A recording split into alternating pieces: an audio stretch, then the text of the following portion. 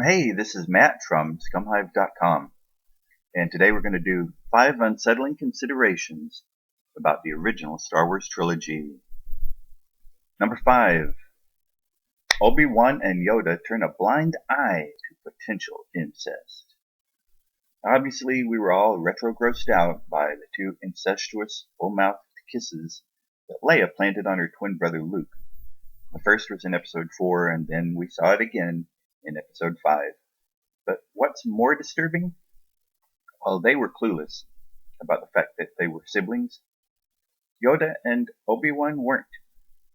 I mean, don't they keep their force vision on the twins all the time? Yoda even admitted in The Empire Strikes Back, "This one a long time I have watched." I was going to do that in Yoda voice, but meh. We know Obi-Wan spent the last couple of decades on Tatooine specifically to keep tabs on Luke. So he must have at least felt a disturbance in the Force when those two started smooching. This really begs a question: at what point would the last of the Jedi Council have intervened? Surely they would not have allowed Luke to boff his sister. I mean, that's a crime you could get disintegrated for in certain parts of the galaxy. Number 4. Rampant slavery everywhere, but especially among the droids. The droids are slaves. We all know that. It's all but spelled out. For us to recognize their slave status, all we have to do is consider 2 points: whether or not they are sentient beings, and how they're treated in the films. They're certainly portrayed as sentient. They're not just tools or walking calculators. Throughout the series, they are clearly shown to be self-aware and able to express emotion. They know fear and excitement. When they do good, they're recognized and praised. They're also threatened and harassed, and at times even tortured, like that scene in Return of the Jedi. They're kidnapped, they're traded, they're held with restraining bolts, and their kind are excluded from certain locales. But if we were to draw a comparison between the Galactic Empire and America during its era of slaveholding, the Civil War, and before then, we should, in theory, be able to find at least one place where slavery isn't allowed. One world where the droids are recognized as the sentient beings they are, who have inalienable rights. But this place doesn't exist in the Star Wars galaxy. Nowhere is it shown, or even hinted at, that droids have a safe haven to flee to if only they could have managed to escape their masters long enough.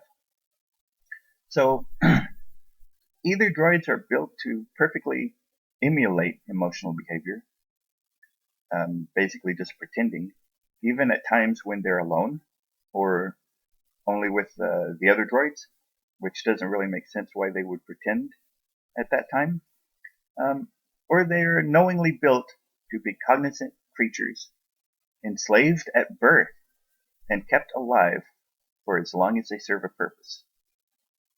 That's just wrong. Alright, number 3, it's people! Or, yes, the Ewoks eat human beings. Well, Ewoks eat people. That's another thing that they didn't try to slip under the radar. It was right up there on the screen, in our face.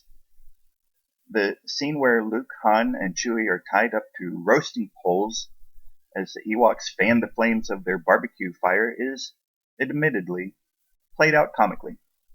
But the exact same scene could have easily been, and perhaps should have been, shown as a circumstance of pure horror. The boys are about to get stripped and cooked, possibly alive, then consumed in a feast of teddy bears. Number 2, C-3PO has been psychologically brutalized. He is so brainwashed, he doesn't know what to do with himself. His mind has been wiped, at least once, at the end of the prequels, and he's obviously a bundle of nerves due to years of psychological maltreatment. Ironically, the Ewok Feast of Human Flesh was in honor of C-3PO, one of the most used and abused droids shown in the whole series. Han Solo constantly putting him down. He was blown to bits and reassembled with his head on backwards by a Wookiee starship mechanic who, sorry, he must have known what he was doing, but he was doing it wrong. Meaning Chewie probably did it just to be malicious. C-3PO had a perfect chance to let these guys, his master and tormentors, be put out of the picture at last by these darn Ewoks. But dupe that he is, C-3PO instead assisted them in regaining their own freedom, so that they might presumably continue to suppress his. So perhaps he, like the other droids, suffers from Stockholm Syndrome and has formed some kind of sick bond with his captors. Last is Han Solo, the worst villainous scum ever. For a smuggler, Han Solo seems incredibly naive, I'm sorry.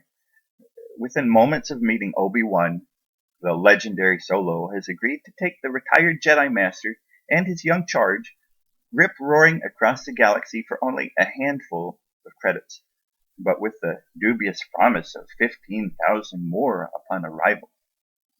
Now this is coming, mind you, from a somewhat homeless-looking old man in tattered robes that he's been wearing for decades, who is accompanied by a clearly dirt-poor moisture farmer's kid.